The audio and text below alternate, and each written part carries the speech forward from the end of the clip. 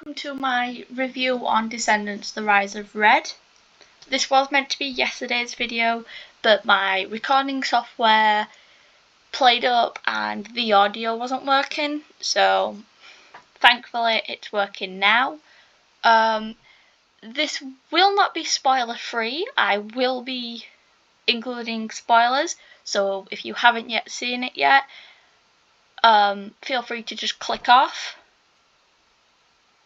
I was going to say something else. Or if you don't mind, there we go. And if you don't mind spoilers, yeah, listen in. I might be as vague as possible with some things, or I might just go straight into a full-on explanation of a certain scene.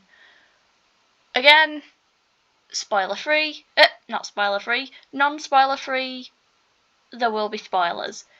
But anyways, I did watch it, as I said, as soon as it came out, 8 o'clock in the morning. I was up pretty early just to make sure I was properly awake for it. I mean, I got up at 7:30, but I need a extra 10 or so minutes or so to go, hey, I'm awake. But yeah, so it was on for roughly an hour and 35. So I was done, like, I'd say about 9:30ish, roughly. I feel, in my opinion, it was better than the third Descendants film, which I know to some might be a bit, being all, different opinions, of course, but personally, I'm not a fan of the third film anyways, so there was definitely some, well, not some, a lot of questionable scenes, such as, just scenes that made you go, what's this? What's going on? There definitely are a lot of questions to still be asked. Definitely a lot. But anyways, the whole actual premise was Red and Chloe go back in time to stop the Queen of Hearts from becoming the tyrannical queen that she is. And like every single time traveling media, like Doctor Who, for example, messing with time has consequences, because you change the past and you effectively change the future, whether or not your intentions are good or bad, which is exactly what happened, which I had a feeling was going to happen. Spoilers, Red and Chloe do prevent the Queen from becoming a tyrant. She's still the Queen of Hearts, but she's more open and kind-hearted. But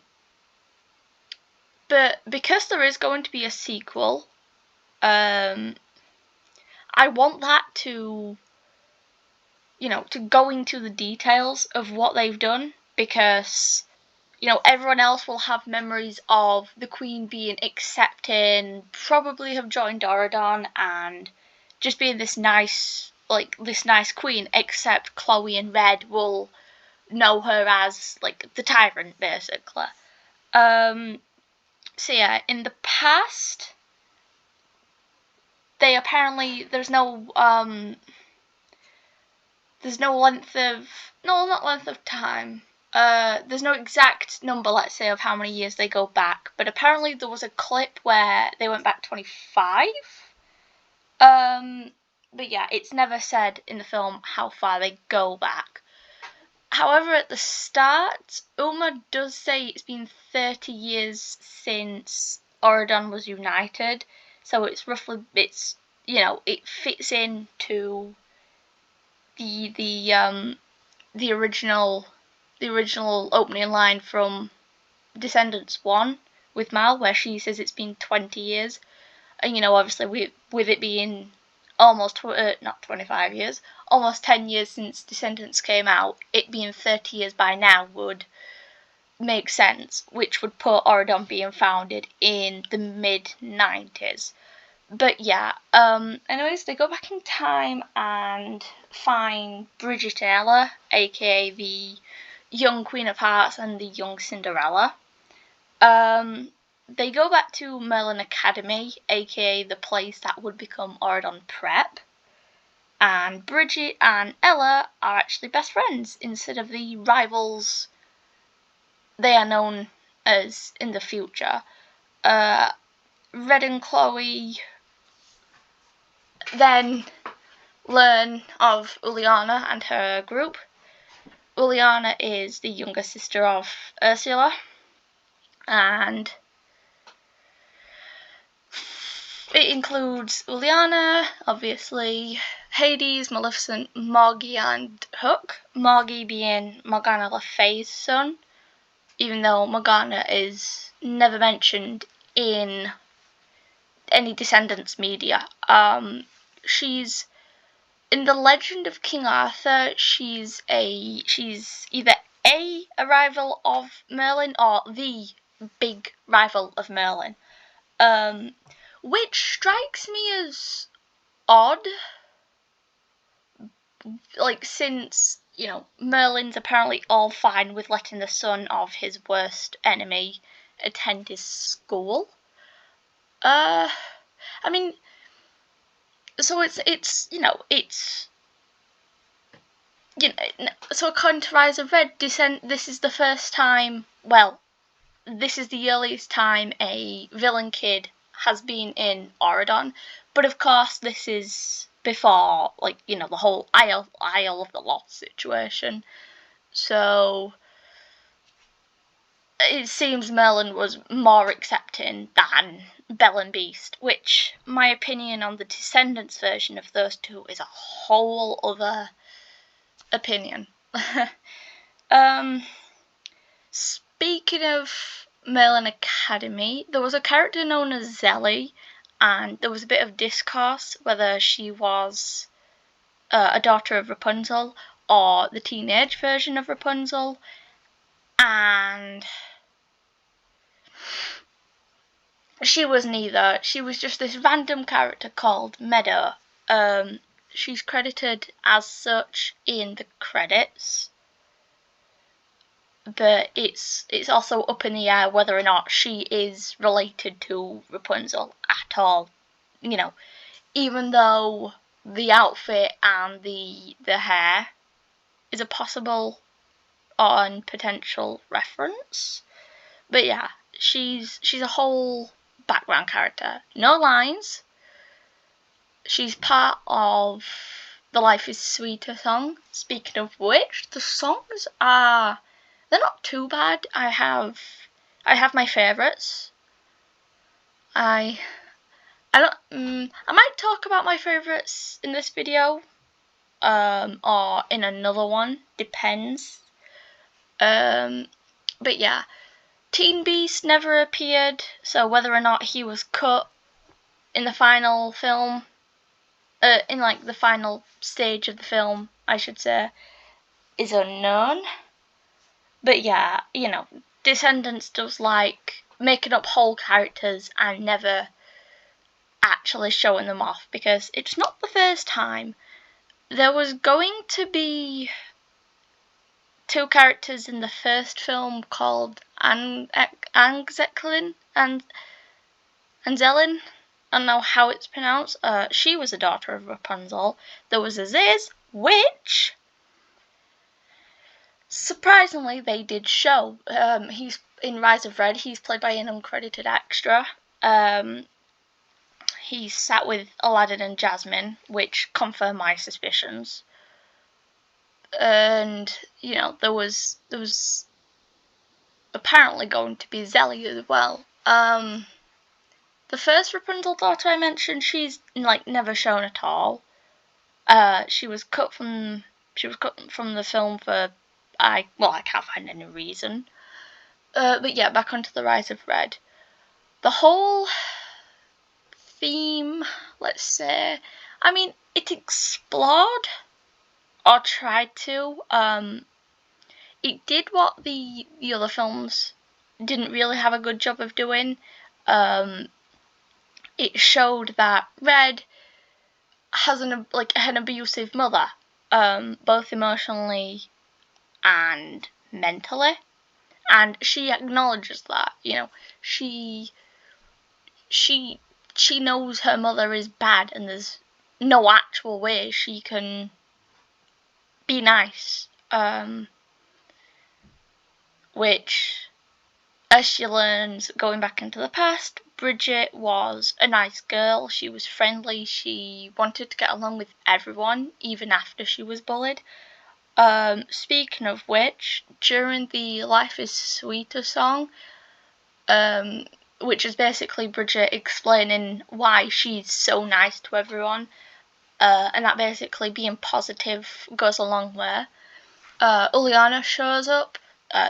This is at the end of the song. No, Uliana and the group do show up at the song, but they confront each other at the end. Uliana basically mocks her for giving cupcakes to everyone as a way to make friends, and so Ella steps in to defend her friend, and Uliana further mocks her, basically, calling her a peasant girl, and then Uliana grabs one of the cupcakes and eats the flamingo feathers on top, like the edible type, and because she's eaten so many, which Bridget warned against, she partially turns into a flamingo. Her face and her hair are the only things that turn, and so she chases Bridget and Ella, and eventually falls into, not really a fountain as such, I don't think, but she falls into a body of water, I guess, which might be filled with enchanted water, given that as soon as she emerges, she turns back to normal, and she swears revenge on Bridget and Ella. Bridget then feels bad and wants to apologise, and Ella's like, no, she deserved it, and then they come across Prince Charming, and then there's this whole thing with, a castle coming, which I think is a homecoming. Well, they're the Descendants version of one. We don't have those here, so I don't really know what a homecoming is. But the way it was described in the film was like a dance, so I'm guessing that's what a homecoming is. And Ella basically feels like royalty is bad, and claims that Bridget is the only good royal person she knows. And then later on, Red and Chloe go find Ella, wanting to know where Uliana is, and Lady Tremaine shows up, and I keep saying "and" a lot. It's just, again, off-script stuff. So yeah, Lady Tremaine shows up, demanding to know who's there. Ella tells her it's just some girls from school, and says that the two can come in, but they'll have to help her with the chores. So, the two go in and they help out, except they both suck at cleaning because, they're princesses, so they have people to clean up after them. And then eventually Chloe accidentally breaks a vase, which causes Tremaine to come downstairs. And instead of reprimanding Chloe, even after she takes full responsibility for it, Ella gets grounded, that's the word, and she kind of lashes out at the two, stating that even though they apologised, that wouldn't get her ungrounded.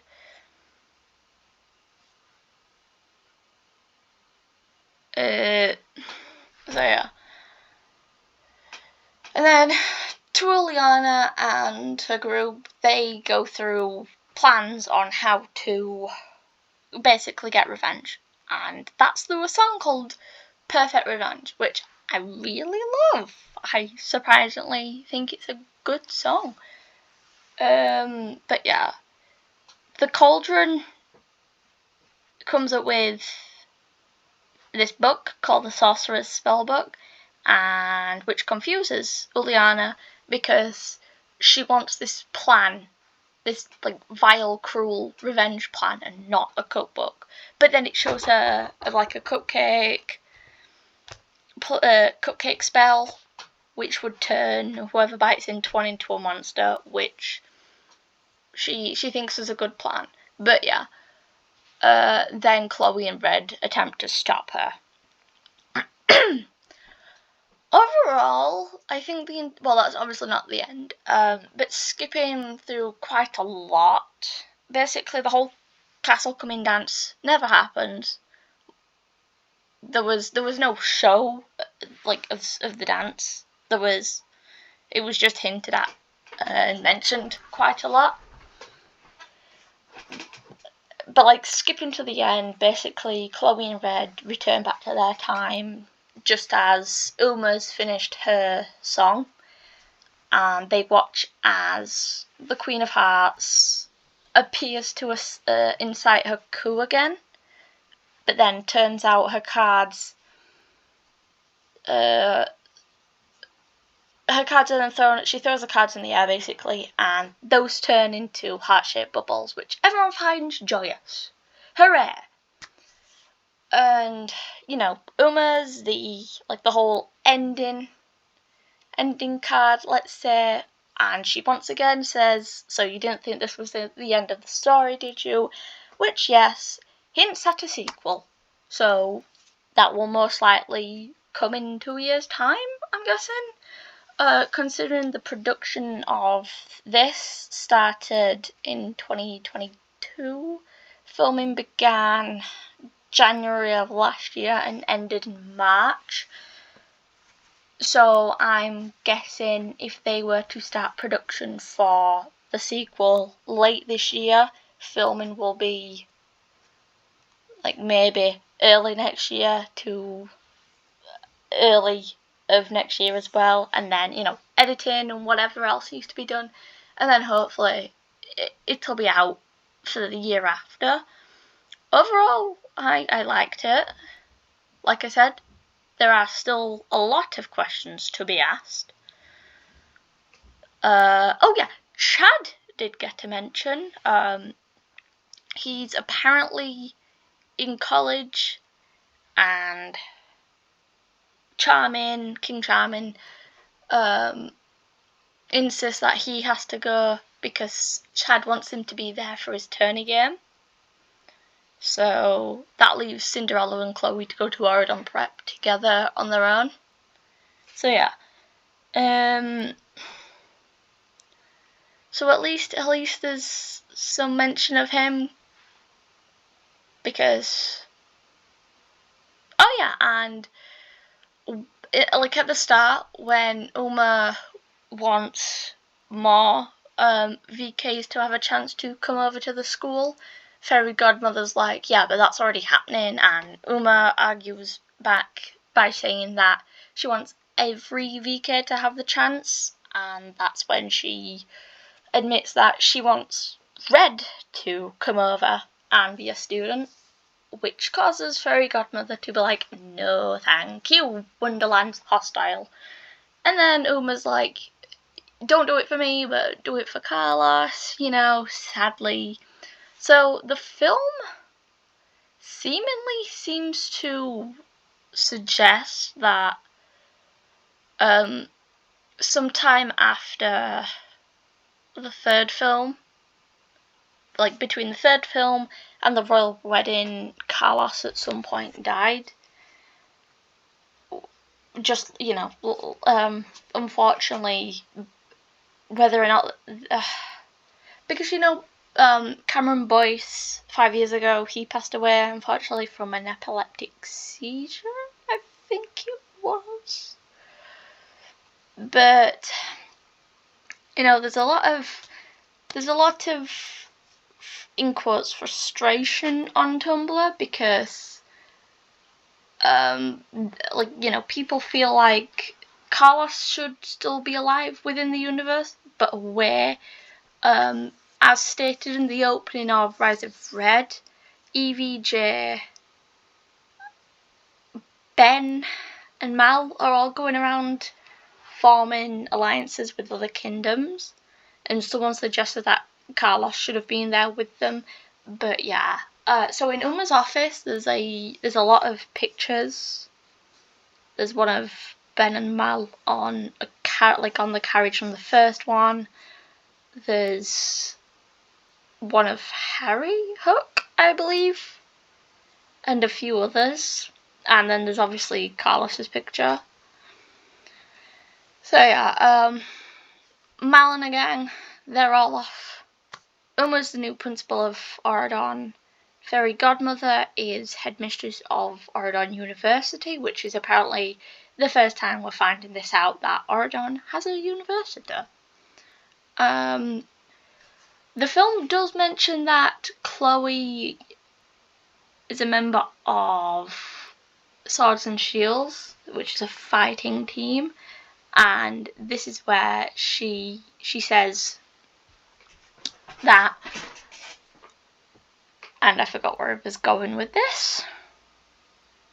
That she represents Cinderella's which is finally a mention of one of the other locations in a film. I've seen it twice since yesterday. I'm not saying it's perfect. It's obviously not. There is definitely a lot of plot holes and questions that I want answered. I was right about it ending with it being on a good scene, and obviously with there being time travel, there are consequences for basically ripping apart the space-time continuum, because you're effectively messing with the set time, let's say. Maddox Hatter, I liked him. He was pretty good for like maybe the five-ish minutes, let's say, he had of screen time.